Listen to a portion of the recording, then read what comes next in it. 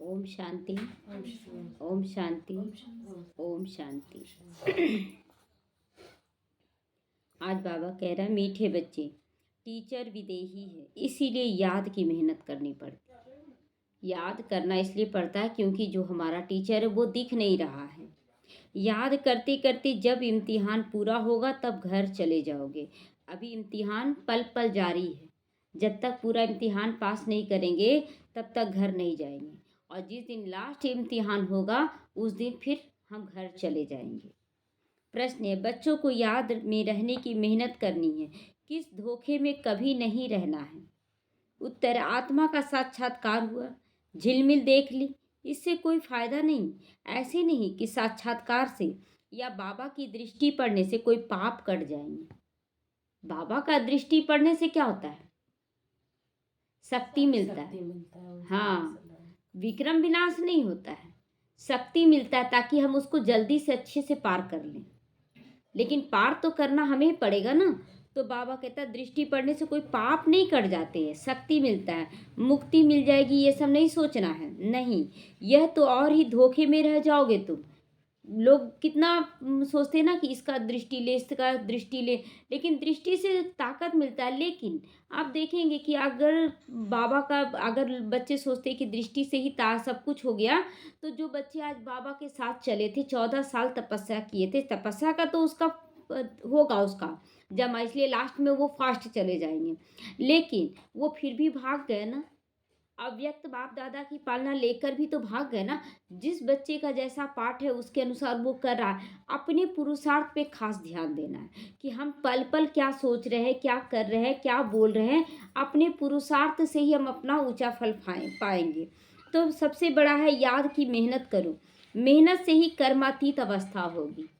कब मेहनत करेंगे तो कर्मातीत, कर्म का प्रभाव हमारे ऊपर नहीं पड़ेगा, चाहे अच्छा चाहे बुरा। ऐसे नहीं कि बाबा दृष्टि देंगे तो तुम पावन बन जाओगे, ऐसा तो नहीं है। पावन नहीं बनेंगे, लेकिन बाबा की शक्ति बढ़ेगी ना, तो हम उसको अच्छी तरह से जल्दी से पार कर सकेंगे। तो मेहनत क्या करना, बाबा को याद करने की मेहनत करनी है। ओम शांति। रूहानी बाप बैठ रूहानी बच्चों को समझाते हैं, पढ़ाते हैं, योग सिखलाते। रूहानी बच्चों को, जो आत्मा का ज्ञान जिसको मिल चुका है, उसी को ये ज्ञान बाबा देता है, उसको पढ़ाता है। योग कोई बड़ी बात नहीं है कोई बड़ी बात योग लगाना बाबा से? कोई बड़ी बात नहीं है बाबा से योग लगाना। लेकिन अपने आत्मिक स्थिति को निरंतर बनाने में मेहनत लगता है, और निरंतर नहीं बना पाते हैं आत्मिक स्थिति, तो घड़ी घड़ी पाप चढ़ जाता है, विक्रम। बाबा कहता है अज्ञान काल में जो विक्रम हम किए उसका पाप जितना नहीं चढ़ा है, ज्ञान मार्ग में आकर अगर पाप करते हैं तो उसका पद्मा गुना रिटर्न मिलता है, एक का पद्मा गुना। क्योंकि जब पुण्य करते हैं तो हम सोचते हैं कि हमको पद्मा गुना मिले, तो जब पाप करेंगे तो उसका भी तो पद्मा गुना है। तो इस बात से लोग अनजान हैं, सोचते हैं कि कुछ नहीं होगा, लेकिन इसी बात पर अटेंशन देना है। तो योग कोई बड़ी बात नहीं है, लेकिन जो विक्रम हो जाता है, 24 घंटे हम विक्रम कर लेते हैं और सोचते हैं कि कहीं कोई देर बैठ जाए तो याद नहीं टिक पाता है। तो जैसे बच्चे पढ़ते हैं तो योग किससे लगा रहता है? टीचर के रूप में अभी पढ़ाई दे रहा है, चुपचाप सुनना है। बहुत बच्चे क्या करते, बक बक बक बक करते रहते हैं। सुनने समय एकदम अटेंशन रखना है कि बाबा क्या बोल रहा है मेरे लिए। जब आप सुनेंगे नहीं तो धारणा कैसे होगी, और धारणा नहीं होगा तो आपका पुरुषार्थ तेज कैसे होगा। तो इसलिए बाबा कहता कि बच्चे, ज्ञान है पहला सब्जेक्ट, उसको ध्यान से सुनो। कि हमको फलाना टीचर पढ़ाती है, ये सब नहीं सोचना है। आप सामान बनाने के लिए कोई भी पढ़ा रहा है, एम ऑब्जेक्ट तो रहता है ना। जैसे डॉक्टर है तो डॉक्टर पढ़ा रहा है, डॉक्टरी का है, लेकिन हम लोगों का उसमें भी स्टूडेंट का लक्ष्य क्या होता है कि हम और बड़ा डॉक्टर बने और अच्छा करें। तो समझते हैं कि फलाना दर्जा पढ़ रहे हैं के लिए पढ़ रहे हैं, उसमें टीचर को कहना नहीं पड़ता कि तुम मेरे से योग लगाओ तब तुमको डॉक्टर हम बना देंगे, ऐसा तो नहीं है ना। हाँ, योग लग जाता है कि हाँ इस टीचर से हम पढ़ रहे हैं, लेकिन अब उस टीचर को ही याद करते रहें और कुछ करें ही ना, तो ऐसे थोड़ी पास हो जाएंगे। टीचर से योग लगाएंगे और पढ़ेंगे नहीं, बोलेंगे दे देंगे घूस, तो भी चल जाता है बाहर वालों के लिए। लेकिन कितना भी आप घूस दे दे, लेकिन वो संस्कार, वो क्वालिटी नहीं आएगा तो कोई फ़ायदा नहीं है। तो ऑटोमेटिकली पढ़ाने वाले के साथ तो योग लगा ही रहता है। कौन पढ़ा रहा, मन में आता शिव गुरु है हमारा, शिव पिता है हमारा। तो सारा दिन तो नहीं पढ़ाते हैं बाबा, वह जन्म जन्मांतर तो पढ़ते आए हो, प्रैक्टिस हो जाती है। यहाँ तो तुम्हारी बिल्कुल नई प्रैक्टिस हो रही है। क्या प्रैक्टिस हो रहा है? यह देहधारी टीचर नहीं है, यह है विदेही टीचर, जो हर 5,000 वर्ष के बाद तुमको मिलता है। हर जगह जो पढ़ाई पढ़ते उसमें कोई देहधारी टीचर होता है, लेकिन यहाँ पर कोई देहधारी टीचर नहीं है। यही वंडरफुल बात है यहाँ की। खुद कहते हैं मैं तुम्हारा देहधारी टीचर नहीं हूँ, इसीलिए ये याद ठहरती नहीं। अपने को आत्मा समझना पड़े यहाँ पर कि हमको कौन पढ़ा रहा, परम पिता परमात्मा टीचर बनकर पढ़ा रहा। अब जब वो परमात्मा है तो हमारे अंदर बाहर हर हाल को वो पहचान रहा है कि हम क्या सोच रहे हैं, क्या बोल रहे हैं। कभी कभी कोई बच्चों का नादानी होता है, उसका गलती नहीं बोल सकते हैं। जैसे कोई बच्चे को पता ही नहीं चल रहा कि हम गलत कर रहे हैं, और वो गलती पे गलती करता जा रहा, सामने वाले को दिख रहा है कि वो गलती कर रहा है, लेकिन उसको महसूस नहीं होता, उसका भी उसका उतना पाप नहीं चढ़ता है, क्योंकि वो बच्चा अनजान है, उसको नहीं समझ है। तो ऐसे बच्चों को भी हमें क्या करना है कि माफ़ कर देना है। हमें उसकी बातों को दिल में नहीं लगाना, क्योंकि वो अनजान है। तो टीचर को याद जरूर करना चाहिए जब तक इम्तिहान पास हो। बाबा कहता है जब तक इम्तिहान पास नहीं हुए हो तब तक हमें टीचर से योग लगा रहेगा। जिस दिन हम पूरी तरह से इम्तिहान पास कर लेंगे, कर्मातीत हो जाएंगे, तो अपने आप यहाँ से चले जाएंगे। फिर बाप टीचर सदगुरु तीनों का रोल क्या हो जाएगा, समाप्त हो जाएगा। याद करते करते इम्तिहान भी पास हो जाएगा, फिर चले जाओगे घर। इम्तिहान पूरा होते ही ड्रामा फिनिश हो जाएगा, और उसके बाद फिर नए युग में आएंगे। फिर तुम बच्चों को मालूम है कि हमारी आत्मा में ये सारा पाठ भरा हुआ 84 जन्मों का, जो हमको फिर बजाना है। 5,000 साल का यह निर्माण हो रहा है। ये चिप जो है ना, आत्मा रूपी चिप में 84 जन्मों का गाना भरा जा रहा है। इतना छोटा सा चिप है। ऐसे तो दिखाते ना कितने छोटा सा चिप में कितना सारा गाना लोड कर लेते हैं, उसी तरह आत्मा में 5,000 साल का लोड किया जा रहा है। कैसा पाठ हम बजाएंगे, किसके साथ कैसा पाठ, जो हम अभी दे रहे हैं उसका पद्मा गुना हमें रिटर्न मिलेगा, पद्मा गुना रिटर्न मिलेगा। इसीलिए पल पल अपनी भाव भावना को चेक करें, कर्मों को चेक करें।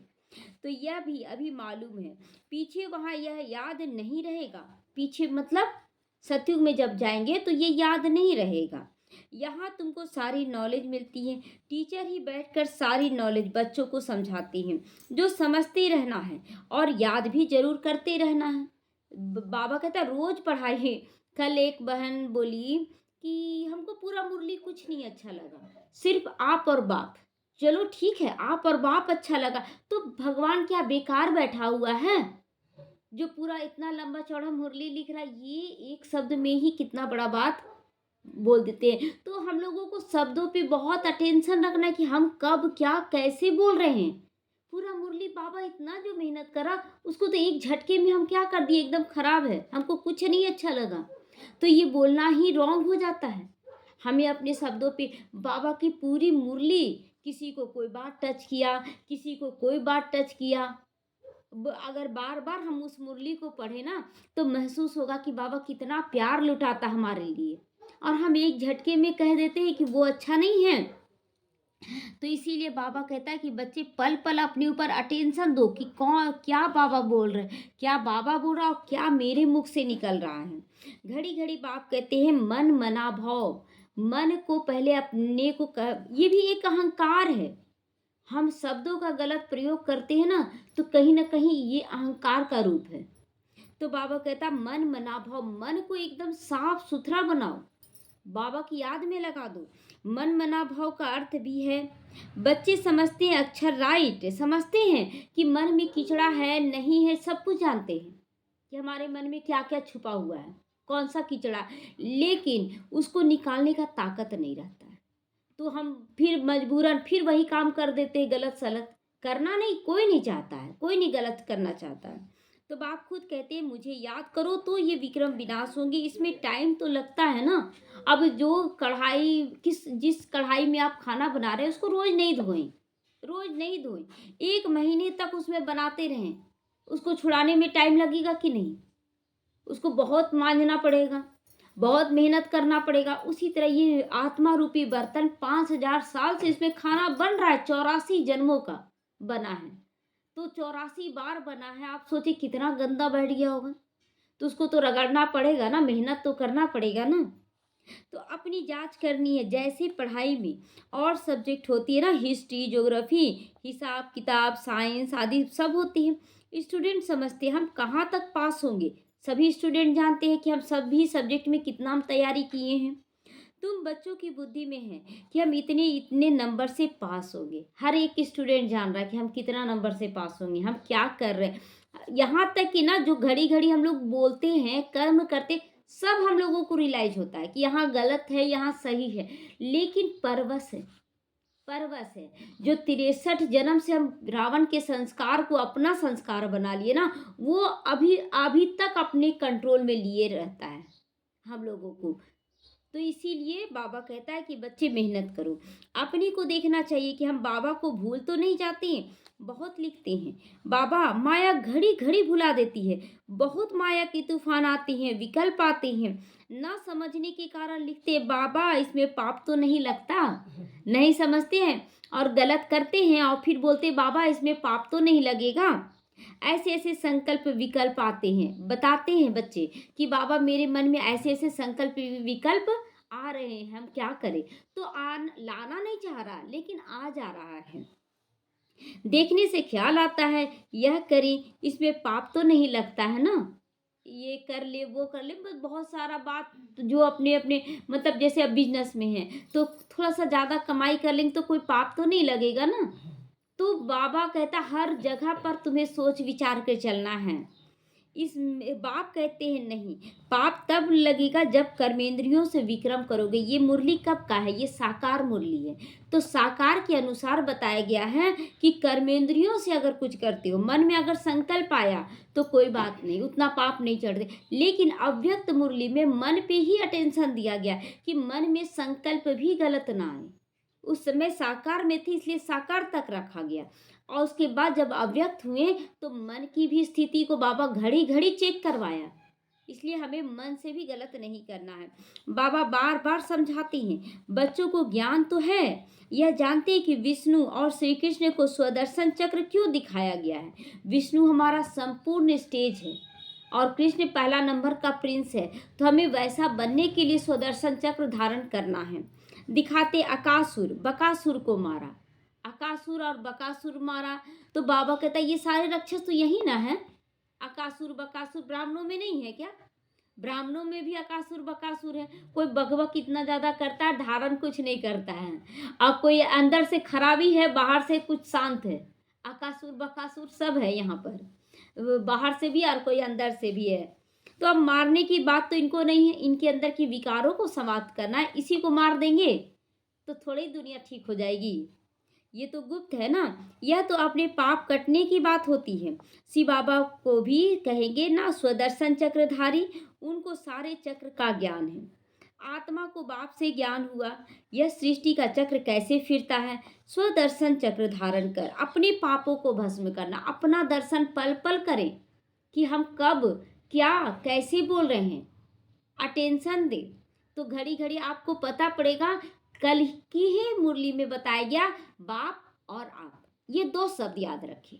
अब सेवा जब आ गया तो हम क्या बोले कि उसका ये नहीं सुने तो हमको अच्छा नहीं लगा, ये भी गलत है। क्यों हम ये संकल्प विकल्प, बाबा जिस समय जो दिया राजी, कोई संकल्प विकल्प नहीं, बाबा ही सब कुछ करा रहा है। हम क्यों ये संकल्प कर लेते, पहले जो बाबा दिया उस पे अटेंशन, बस उससे ज्यादा कुछ नहीं, कोई संकल्प विकल्प नहीं। तो बाबा कहता स्वदर्शन चक्र धारण करो और अपने पापों को भस्म करो। घड़ी घड़ी हम मतलब मुरली से हट जाते हैं, मुरली में सारा कुछ क्लियर रहता है। ज्ञान को धारण कर बाप को याद करो और किसी देहधारी को याद नहीं करो, बार बार बोला जा रहा है। तो बार बार क्या कर ले, विकल्प ला देते हैं। तो बाप को ही याद करने से विकर्मों का विनाश होता है। हर एक को अपने लिए मेहनत करनी पड़ती है, ऐसे नहीं कि बाबा दृष्टि बैठकर दे देंगे तो पाप कट जाएंगे। बाबा खींचता है, हमें खींचता है आत्मा रूप में, फरिश्ते रूप में। बाकी आपका विक्रम आपको विनाश करना ही पड़ेगा। जब ब्रह्मा बाबा को बोल दिया बाबा कि तुम्हारी खांसी, तुम्हारा पाप, तुम चुकतू करो, हम क्या करेंगे इसमें? तो हम उम्मीद कैसे कर रहे हैं कि पाप चुकतू हो जाएगा? उसको तो चाहे रुई बना के आप पार कीजिए, पार तो करना ही पड़ेगा। तो बाप बैठिया धंधा नहीं करते हैं, यूं तो सबको देखेंगे ही कि कौन क्या कैसे कर रहा है। देखने से वह ज्ञान देने से विक्रम विनाश नहीं होंगे। हाँ, बाबा कहता बाबा के सामने बैठ जाते हैं, चुपचाप दृष्टि लेते रहते हैं। तो दृष्टि लेना माना शक्ति लेना, लेकिन अंदर ही अंदर बात भी तो करना ज्ञान युक्त, कि बाबा आप क्या बोल रहे, कैसे बोल रहे, हमको करना है। ये दोनों काम अभी करना है, क्योंकि बाबा कहता ना कि देखो बच्चे, अभी नहीं बात करोगे संगम पर तो फिर तो तुमको ज्ञान ही नहीं रहेगा बात करने का। इसलिए अभी हमें योग और ज्ञान साथ साथ लेके चलना है। बाप तो रास्ता बताते, ऐसे करो तो विक्रम विनाश होंगे, श्रीमत देते हैं। अच्छा समझो, बाप आते हैं, आत्मा समझ कर देखते हैं, ऐसे नहीं कि इसमें हमारे पाप कट जाएंगे, नहीं। ठीक, बाबा ये भी बोल रहा है कि समझो ठीक है, परमात्मा उसमें प्रवेश किए हुए हैं और हम उनसे दृष्टि ले रहे हैं, लेकिन फिर भी बाबा बोलता है कि आपका पाप नहीं कटेगा। फिर भी क्लियर है ना कि दृष्टि लेने से नहीं कटता, हाँ शक्ति भरता है, इसीलिए हम उनको देखते हैं। पाप करते अपनी मेहनत से, आपको मेहनत करना होगा कि हम कैसे चल रहे हैं, कितना हम ज्ञान को धारण किए हैं। ऐसे बाप बैठ करे तो यह तो एक धंधा हो जाए ना। कोई भी आया, दृष्टि दिए, पाप कटित हो गया, जाओ। आया, दृष्टि लिया, पाप कटित में, तो उसका पाप करेगा, फिर चलो दृष्टि ले लेते हैं। वही गंगा स्नान वाला हो गया हाल, कि पाप करो और जाके गंगा में स्नान कर लो, पाप का कमाई करो, थोड़ा सा पुण्य के काम में लगा दो। वैसा नहीं होता है।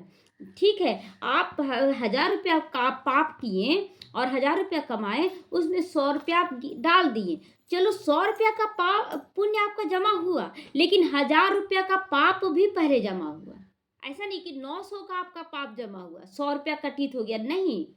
हिसाब क्लियर है कि 1000 का ही पाप आपको चढ़ेगा और 100 रुपया जो आप किए वो पुण्य का खाता चढ़ा। तो बाप समझाते हैं, ऐसे ऐसे तुम अपने बाप को याद करो, ऐसे ऐसे याद करना, अपने कर्मों को, बाप को याद करना। इस तरह से बातें करते हुए हम कब क्या कैसे कर रहे हैं, एक एक चीज पे अटेंशन देते हुए करना है। तो बाप है ही श्रीमत देने वाला, मेहनत अपनी करनी है। बाप तो श्रीमत दे रहा है पल पल कि कब क्या कैसे करना है। बहुत समझते हैं फलाने साधु सन्यासी की दृष्टि ही बस बहुत अच्छा लगा, मन शांत हो गया। अरे मन शांत हो गया क्योंकि उसका पावर था, उतना टाइम शांत कर दिया, उसके बाद फिर अशांत रहो। तो ये तो मेहनत करने की बात है ना। यहाँ पर बाबा कोई जादू टोना करने नहीं आया है, यहाँ पर पुरुषार्थ कराने आया है। तो ये बाबा कहता है कृपा आशीर्वाद लेते लेते तो गिरते आए हैं। तो यहाँ पर बाबा लायक बना रहा हमें, ताकि सतयुग से लेकर कलयुग तक हम अच्छे बनकर रहें, किसी पे डिपेंड ना रहे। हर जगह हर परिस्थिति में कैसे हम आगे निकले, उस परिस्थिति को पार करें, एक एक चीज बाबा हम लोग को सिखा रहा है। तो वह क्या करे, कृपा करेंगे। कृपा क्या कर रहे हैं बाबा? यही शक्ति भर रहे, ज्ञान दे रहे हैं, गुणों की खान दे रहे हैं, ये सब है कृपा उनकी। ये कृपा नहीं कि आप पाप करते जाएं और वो पाप काटते जाए, ये कृपा वो नहीं करता है। तो वह तो अपने ब्रह्म महातत्व को ही याद करेंगे। सन्यासी लोग ब्रह्म महातत्व, जहाँ पर साधु सन्यासी लोग 2500 साल तक बैठेंगे।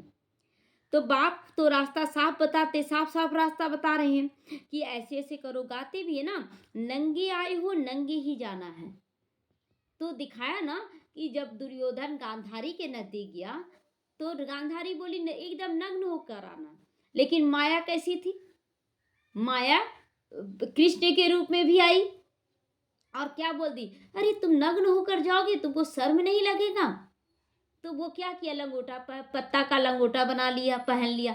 उतना दूर तक उसका शरीर तो क्या हो गया, जैसे कि तैसे रह गया, और वही कमजोर अंग पर वार किया गया जिससे उसकी मृत्यु हुई। तो यहाँ पर भी नग्न होने का, मैं आत्मा हूँ, बस मैं आत्मा हूँ, कोई कर्मेंद्रियां नहीं, कोई सुख की फीलिंग नहीं, कोई दुख की फीलिंग नहीं, किसी के प्रभाव में नहीं जीना है, किसी के अभाव में नहीं जीना है, और बस अपने स्वभाव में जीना है। कि मैं आत्मा हूँ, शांत हूँ। तो यह गायन भी इस समय का है कि तुम्हें नग्न ही जाना है, मतलब बिना शरीर के जाना है। जैसे आए थे ऊपर शरीर, बिना शरीर के आत्मा बनकर, वैसे जाना है। तो बाप की वर्सेंस फिर भक्ति में काम आती है। बाबा की जो अभी शक्तियाँ, ज्ञान, गुण मिल रहा है ना, सत्युग त्रेता में तो चलो प्रारब्ध भोगेंगे, खा पी लिए, लेकिन जो अभी ज्ञान गुण शक्तियाँ जमा कर रहे हैं ना, वो द्वापर से हमें काम आएगा, काम आएगा। इसीलिए बाबा कहता है बच्चे धारण करो, धारण करो, संस्कारों में धारण करो।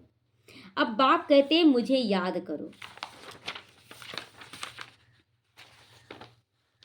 तो विक्रम विनाश हो जाएंगे। तो बाप तो श्रीमत देते रहते, रोज इतनी मुरली का पॉइंट देते हैं बाबा, रोज 4 पेज की मुरली देते हैं, कितना मेहनत करते हैं। उनको कोई फायदा है क्या?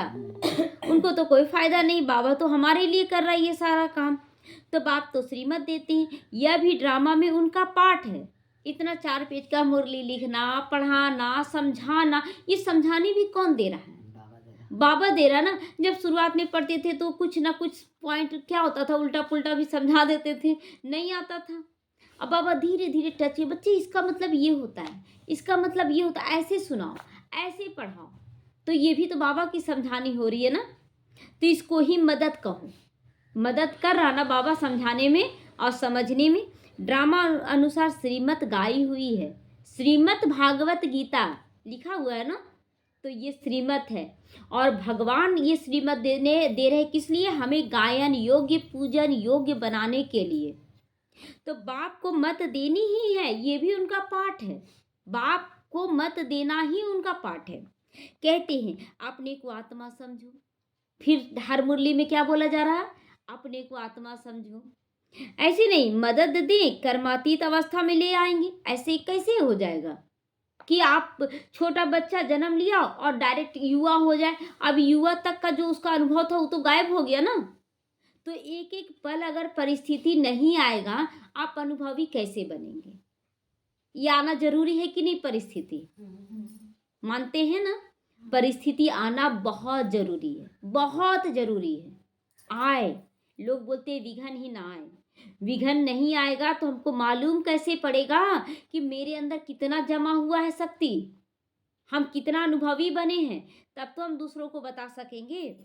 तो बाबा कहता नहीं, ऐसे नहीं कि बाबा आपको कर्मातीत में पहुंचा देगा, नहीं, उसके लिए टाइम लगता है। एक एक सेकंड बाय सेकंड एक स्वेटर बुनते हैं तो देखते एक एक घर को बुना जाता है, एक एक घर को बुना जाता है, तब जाके स्वेटर तैयार होता है।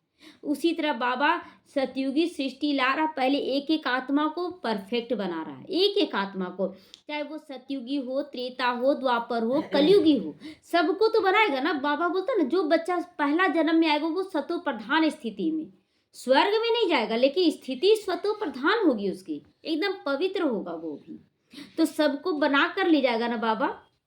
तो बहुत मेहनत करनी पड़ती है बाबा को भी, तो हम बच्चों को भी करनी है। अपने को आत्मा समझने का बहुत अच्छा अभ्यास करना है। वास्तव में माताओं को टाइम बहुत मिलता है, मिलता है टाइम तो बहुत मिलता है। देखिए जैसे बिजनेस कोई करता है ना, तो बिजनेस में क्या होता है, दिमाग भी लगता है। कोई जॉब कर रहा है उसमें भी दिमाग लगता है, लेकिन गृहस्थियों जो गृहस्थ में काम करती हैं उनको दिमाग लगाने की जरूरत, चलो सब्जी में मसाला डाल दिए, अपना मन तो बुद्धि चला रहे हैं ना चिंतन में।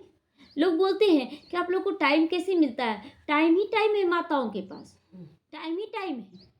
और ये तो रियलाइज हो रहा ना।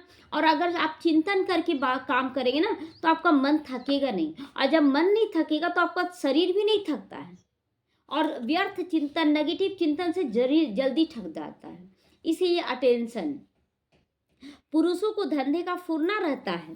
तुम बच्चों को बाप को याद करते करते लॉटरी लेनी है ताकि सारा जंक निकल जाए। ज्ञान क्या हो गया हमारे लिए? घासलेट हो गया।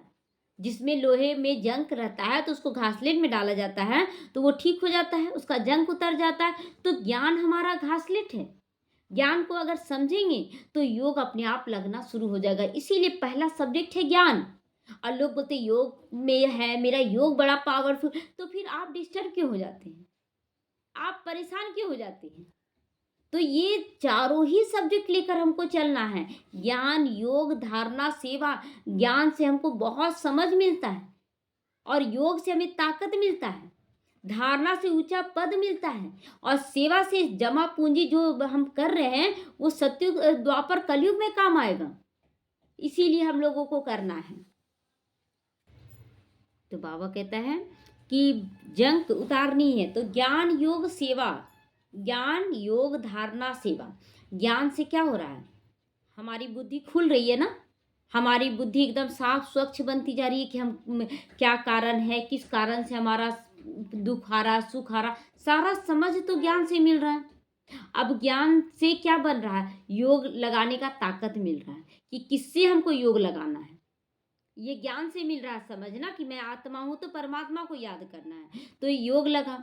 अब जो धारणा करते हैं इसके अनुसार, वो धारणा हमें ऊंचा पद दिलाता है। इसलिए धारणा में हमें रेस करनी है, धारणा में रेस करनी है। अब लोग क्या करते हैं ना, सेवाओं में क्या करते हैं, उसका बच्चा छीनो, उसका उसको, ऐसे नहीं करना हम लोगों को।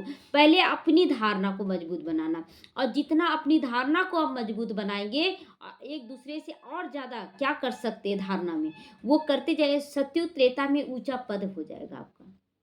और जो सेवा करेंगे, वो सेवा का जो फल जमा कर रहे हैं, दुआ जमा करें, वो दुआ आपको द्वापर कलयुग में काम आएगा, उस समय काम आएगा। तो इसीलिए बाबा कहता है ये चारों सब्जेक्ट लेके चलना है, क्योंकि चारों युगों के लिए तो हमको चाहिए ना। तो फील होता है फलाने अच्छे पुरुषार्थी हैं, चार्ट रखते हैं, जैसे भक्ति में 2-3 घंटे भी बैठ जाते हैं, वानप्रस्थी गुरु आदि बहुत करते हैं, परंतु उनको भी इतना याद नहीं करते जितना देवताओं को याद करते हैं। गुरुओं को भी इतना याद नहीं करते जितना देवी देवता को याद किया जाता है ना। जितना पवित्रता के साथ पूजा देवी देवता को किया जाता है, उतना तो उनको याद नहीं किया जाता है। गुरुओं के लिए वैसा नहीं कहती हैं। वास्तव में देवताओं को याद भी नहीं करना होता है, देवताओं को भी याद नहीं करना। यहाँ पर हम बच्चों को ज्ञान मिला ना कि हम खुद ही देवी देवता बन रहे हैं, तो याद नहीं करना, उनके समान बनने का पुरुषार्थ करना हम लोगों को। ना देवताएं कभी सिखलाते हैं, सिखलाएंगे देवी देवता, वो तो अपना प्रारब्ध भोगते हैं। तो तुम बच्चों के लिए कोई नई बात नहीं है, और ना लाखों वर्ष की बात है। बात तो आती ही है तब जब स्थापना और विनाश का कार्य होता है। बच्चे जानते हैं यह विनाश तो कल्प कल्प होता आया है, हर कल्प लास्ट में संगम युग पर ये स्थापना और विनाश दोनों का कार्य होता है। कल्प पहले भी हुआ था, तुम लिखते भी रहते हो 5000 वर्ष पहले ही हुआ था। बाप अपने साथ मिलने का जो रास्ता बताते हैं, और कोई बात नहीं है। बाबा कहता यह कोई बात नई बात नहीं है। बाबा जो अपने से मिलने का रास्ता बताते हैं, ये कोई नई बात नहीं, हर कल्प में ऐसा ही बताते हैं बाबा। तो बाप कहते मैं कल्प कल्प आकर रास्ता बताता हूँ।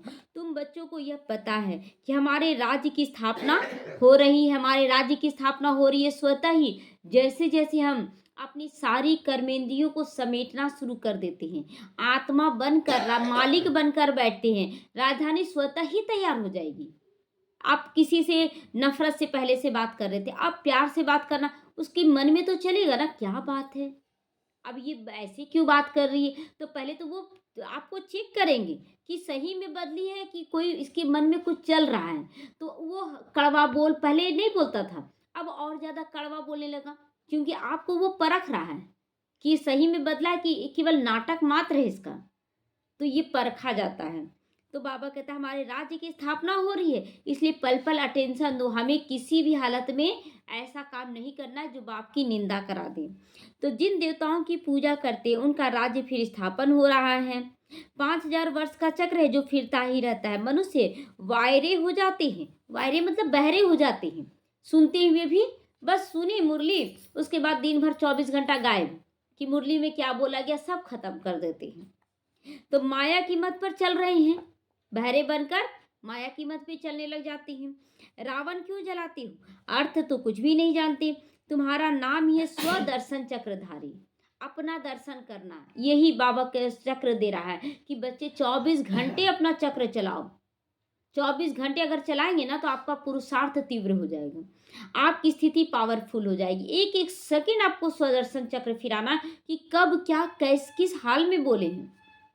एम ऑब्जेक्ट तो खड़ी है, जो बाबा में ज्ञान है वह आत्मा को दिया है बाबा। तो जब ड्रामा का चक्र पूरा होता है तब ही बाप आकर नॉलेज देते हैं। बाप ही आकर ये कर्म सिखलाते हैं। फिर वाम मार्ग में जाने से ही रात शुरू हो जाती, जैसे ही विकार में गए रात शुरू हो जाती है हमारी। फिर हम नीचे उतरते आते हैं, सुख कम होता जाता है और तुम्हारी बुद्धि में ज्यों का त्यों सारा चक्र है जैसे बाप की बुद्धि में है। बाकी तुमको पावन बनने के लिए मेहनत करनी पड़ती है। जितना पाप किए हो उतना तुमको चुकतू करना पड़ता है। यहाँ पर बुलाते भी हैं इसीलिए कि बाबा हम पतितों को पावन आकर बनाओ, इसीलिए बुलाए ना कि पावन बनाओ। फिर नॉलेज भी चाहिए, उसके लिए सबसे पहले क्या चाहिए? ज्ञान ही चाहिए ना। अगर बाबा पहला ज्ञान नहीं देता कि बच्चे तुम आत्मा हो, तो हम लोग तो सोचते कि सब कुछ दुख सुख सब भगवान ही दे रहा है। ये ज्ञान नहीं देता बाबा कि बच्चे तुम 63 जन्म से विकार ही में आते आए हो। तो बाबा को दोष देना बंद हो गया हम लोगों का। हमारे ही कर्म लौट कर हमारे पास आ रहे हैं, जिसको हम जो दिए वही। तो पहला क्या किया? ज्ञान ही तो हमें स्वच्छ बनाया ना। और ज्ञान का स्वरूप स्थूल रूप में पानी है। हर काम में पानी यूज होता है ना, तो उसी तरह ज्ञान को हर बात में यूज करना है, हर बात में। तो मनुष्य से देवता बनना है तो ज्ञान को यूज करो। बाप आते हैं बच्चों को राजयोग सिखलाने के लिए, अपने ऊपर राज्य करना सिखला रहे। दूसरे कोई को सिखाने आएगा भी नहीं ये राज्य। क्यों नहीं आएगा? क्योंकि हम अंदर में क्या चला रहे हैं ना, एक बाप के सिवा कोई नहीं जानता है। तुरंत टच करता है बाबा बुद्धि में कि तुमको क्या करना है क्या नहीं करना। आप मन में भी चलाए ना तो तुरंत मुरली में आ जाता है। तो कौन सुन रहा है? बाबा सुन रहा है ना। तो पतित पावन बाप को बुलाते, बाबा हमको आकर पावन बनाओ। अब तुम पुण्य आत्मा बन रहे हो। वर्ल्ड की हिस्ट्री ज्योग्राफी भी रिपीट हो रही है। तो कितनी गुह बातें बाबा मुरली के दौरान बताता है। मनुष्य न आत्मा को न परमात्मा को जानते हैं। आत्मा जो है जैसी है, जैसा उसका पाठ जैसा उनका पाठ है। बाबा कहता है कि अब सूरजमुखी है तो थोड़ी बदल कर गेंदा बन जाएगा। सूरजमुखी का एक अपना अस्तित्व है, एक अपनी क्वालिटी, अपना विशेषता है। तो उसी तरह यहाँ हर एक आत्मा का अपना अपना विशेषता, कोई किसी से कम बेसी नहीं है। सब अपने आप में परफेक्ट है। बस उस स्थिति में पहुंचना है हम लोगों को। जो स्थिति खराब हो गया है उस स्थिति में पहुंचना है। तो वह भी बाप ही बतलाते। वंडर है ना, छोटी सी आत्मा में क्या क्या पाठ भरा हुआ है। सुनते ही रोमांच खड़े हो जाते हैं कि सत्युग में हम देवी देवता थे और कलयुग में आते आते क्या हाल हो गया। त्रेता में भी हम बहुत अच्छे थे, द्वापर में, और आज हालत कैसे हो गया। तो अपने ही पाठ को देखकर आज वंडर खाते हैं। कोई को आत्मा का साक्षात्कार होता है, आत्माओं को झिलमिल दिखाई देती है, परंतु उनसे फायदा ही क्या। यहाँ तो योग लगाना है ना, फायदा तो कुछ नहीं होता है बाबा। लेकिन जैसे शुरुआत में आए तो बोलते थे ना कि बाबा आप आए हैं तो कुछ तो प्रूफ दीजिए। जैसे अर्जुन बोलता था ना, कुछ तो प्रूफ दीजिए, कि प्रूफ दिया बाबा। तो बोलते थे आप आए हैं इसका कोई दीजिए हमको प्रूफ। तो जैसे ही बाबा आया लाइट के रूप में, तो इतना तो विश्वास जाग गया ना कि नहीं बाबा तो आया। क्योंकि कोई नहीं था हमारे सामने, वैसा कोई नहीं था कि, और ना ही हम लोग ब्रह्मा कुमारी का नाम सुने थे कभी भी। लेकिन जैसे ही साक्षात्कार हुआ तो लोग बोलना तो शुरू कर दिया, अरे लाइट का कोई दिखा दिया होगा, कोई जादू कर दिया हो। लेकिन हम तो जान रहे ना कौन सा लाइट देखे हैं। तो विश्वास तो जागा। उसी चीज को पकड़ कर बोलते ना, तीन मरते हुए को तिनके का सहारा, वो तिनका ही सहारा बन गया। बाबा जो दिखाया, साक्षात्कार किया, बस उसको पकड़ लिए। नहीं हमको दिखे हैं, दुनिया को नहीं दिखे हैं। तो उसको नहीं दिखा, उसके अनुसार हम अंधे तो नहीं बन जाएंगे ना, गांधारी तो हम नहीं बन जाएंगे ना कि मेरा पति अंधा जन्म से तो हम आंख रहते भी पट्टी बांध ले।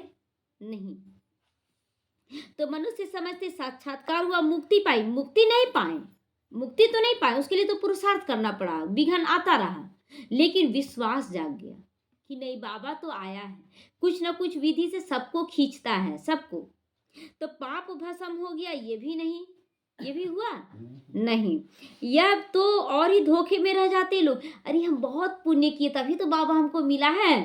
बाबा यकीन दिलाया कि बच्चे मैं आ चुका हूँ, यकीन दिलाया। पाप खत्म हो गया नहीं। लोग बोले लगे 100 चूहा खा के देखो बिल्ली हज को चली है, आज करने चली। बहुत तरह का ताना मिला। सन्यासी लोग हिमालय के पर्वत पे बैठ के तपस्या करा, उसको तो भगवान दिखा नहीं। और ये विकार में जाने वाली, खान पान अशुद्ध खाने वाली इतना ज्यादा, इसको दिख गए भगवान। तो लोग तो ताने देते थे लेकिन बोले बाबा को बोलते थे, बाबा ये कैसा है आपका खेल? तो बोले यही खेल है बच्चे, इसी में तो प्रत्यक्षता होगा ना कि ऐसे ही ऐसे बच्चों को हम देवता बनाएंगे जो खराब हो चुके हैं पूरी तरह से। तो बाप तो हर बात समझाते रहते हैं ना, उमंग भी दिलाते हैं।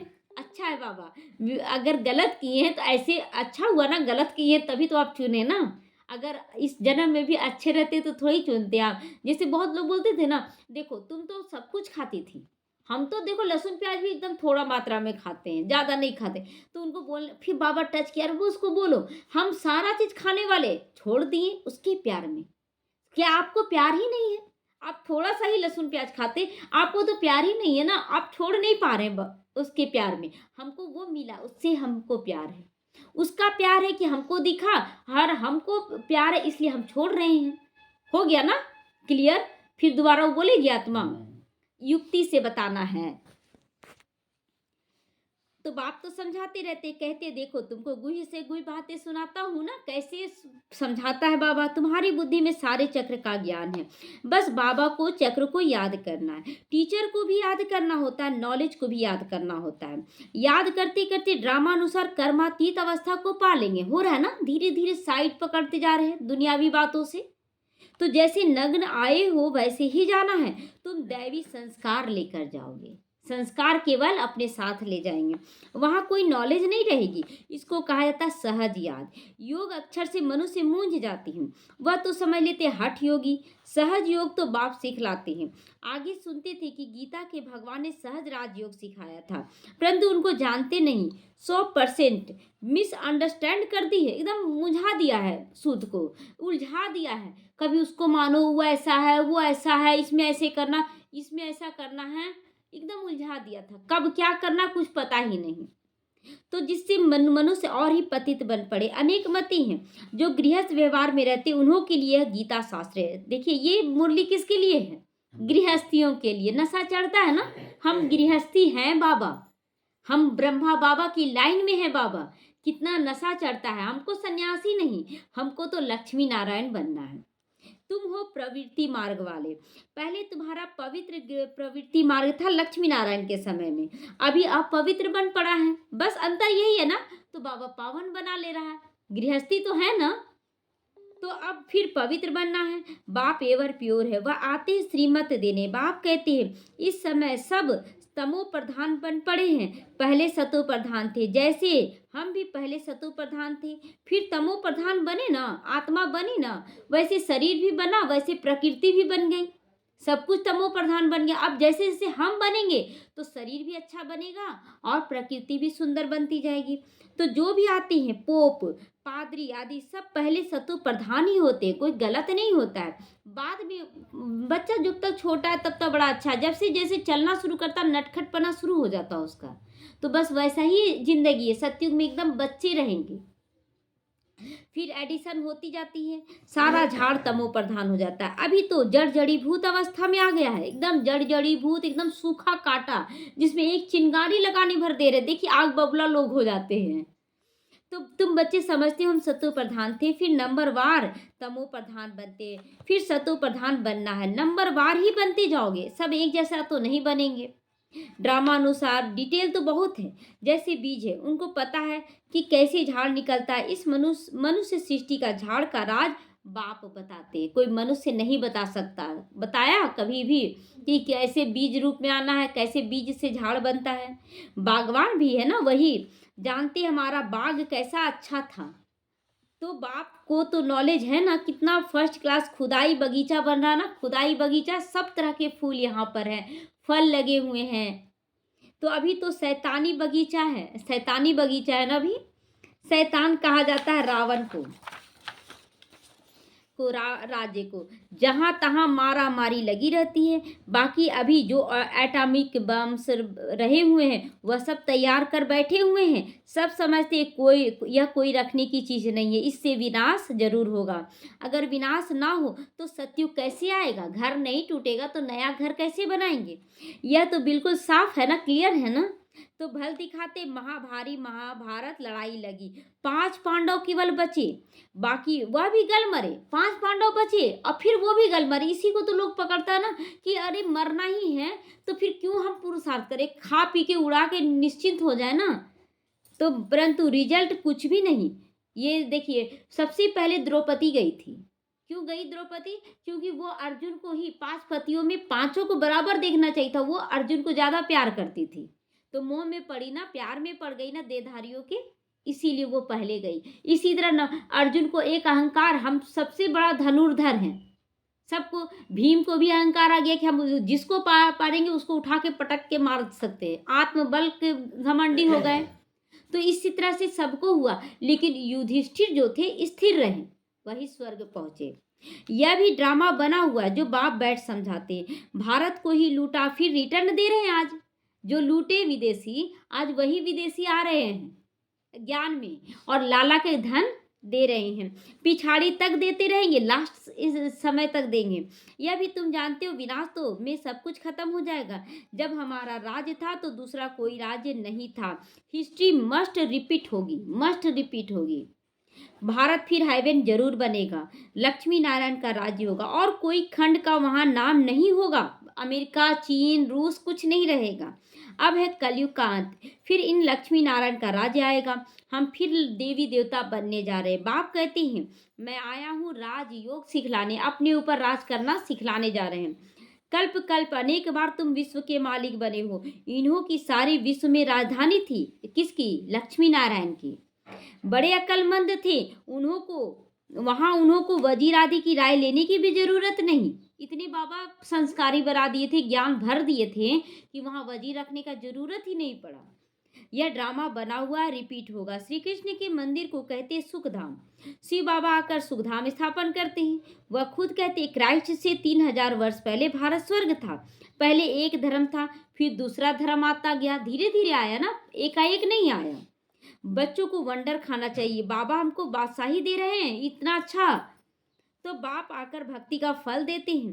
कितना सहज है, परंतु समझेंगे वही जिन्होंने कल्प पहले समझा होगा। नंबरवार पुरुषार्थ अनुसार ही समझेंगे। अच्छा, मीठे मीठे सीखी लदे बच्चों प्रति माता पिता बाप दादा का याद प्यार और गुड मॉर्निंग। रूहानी बाप की रूहानी बच्चों को नमस्ते। हम रूहानी बच्चों की रूहानी माता पिता बाप दादा को याद प्यार, गुड मॉर्निंग और नमस्ते नमस्ते, शुक्रिया बाबा शुक्रिया। धारणा के लिए आज मुख्य सारे स्वदर्शन चक्र को धारण करना है, पापों को भस्म करना है। संभाल करो कर्मेंद्रियों से, कोई भी पाप ना हो, कोई भी पाप नहीं होना चाहिए। कर्मातीत बनने की मेहनत तुम्हें स्वयं ही करनी पड़ेगी, कोई कराएगा नहीं। साक्षात्कार की भी अब आस नहीं रखनी है। साक्षात्कार करने से मुक्ति आपको नहीं मिल जाएगा, पाप नहीं कटेगा, साक्षात्कार से फायदा नहीं है। जंक निकलेगा बाप को याद करने से और नॉलेज को धारण करने से। नॉलेज को भी याद करना, ज्ञान बाबा का याद करना है। वरदान चेहरे द्वारा सभी सर्वश्रेष्ठ प्राप्तियों का अनुभव कराने वाले सर्व प्राप्ति संपन्न भव। बहुत सुंदर वरदान है कि संगम युग पर आप ब्राह्मण आत्माओं को वरदान है सर्व प्राप्ति संपन्न भव। सारी प्राप्ति यहाँ मिल जा रही है, सारी प्राप्ति। ऐसी वरदानी आत्माओं को मेहनत नहीं करनी पड़ती, उनके चेहरे की चमक बताती है कि उन्होंने कुछ तो पाया है। यह प्राप्ति स्वरूप आत्माएं। अभी जो विरोध करती थी ना, वो आत्माएं क्या बोलती हैं कि तुम ही बनो देवी देवता, हमको नहीं बनना है, उतना मेहनत हमसे नहीं होगा। तो लोग बोलते रहे ना, उनको महसूस हो रहा है कि हाँ इन लोगों का पुरुषार्थ वैसा हो रहा है। तो हमारा चेहरा चलन बता दे उन लोगों को। तो कोई कोई बच्चों के चेहरे को देख लोग कहते ऊंची मंजिल है इनकी, इन्होंने त्याग बहुत किया है ना। अरे त्याग दिखाई देता, भाग्य नहीं। त्याग क्या किए, लेकिन भाग्य नहीं उनको दिखता है। और हम लोगों को भाग्य दिख रहा है, त्याग तो कुछ कर ही नहीं रहे हैं। जब सभी प्राप्तियों के नशे में रहेंगे ना, अपना भाग्य दिखाओ, नशे में रहकर अपना भाग्य दिखाओ, देखो हम क्या पा रहे हैं। तो सहज आकर्षित होकर जाएंगे, आएंगे। बाबा कहता ना कि आपके चेहरे चलन से लोग खुद आकर्षित होकर आएंगे कि नहीं, जरूर सुनना चाहिए आखिर क्या है।